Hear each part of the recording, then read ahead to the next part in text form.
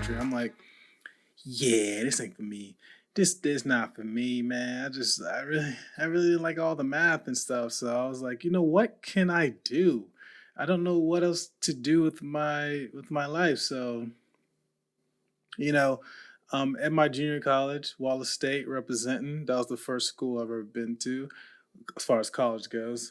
They had this thing called I think it was visual communication or something like that. And I didn't really know what that was, but it was close enough to graphic design to where that's kind of how I got introduced to it. I took a class on, I think it was digital or something, digital graphics or whatever, and that's when I got introduced to Photoshop.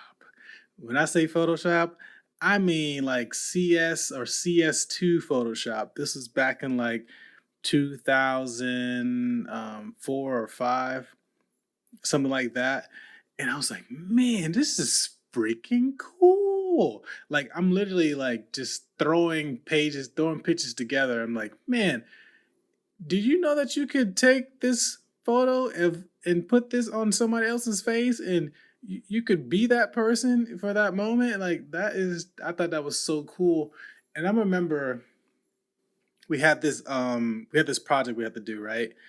And so what I did was I took like a hand, right? If those who can't see, I'm making a sign. It's not a gang sign. It's just a hand sign. I remember taking this hand and finding a picture of a hand on a website, on Google, whatever. And then I took the globe and I put the globe in the hand, and there was some fire attached to some fire attached to the hand, something like that. And somehow I made it look like this hand was like cupping the world that was kind of like on fire. Maybe the hand was. I wish I could find this picture, but it's so long ago. And to me, I thought that was like the dopest thing I've ever done.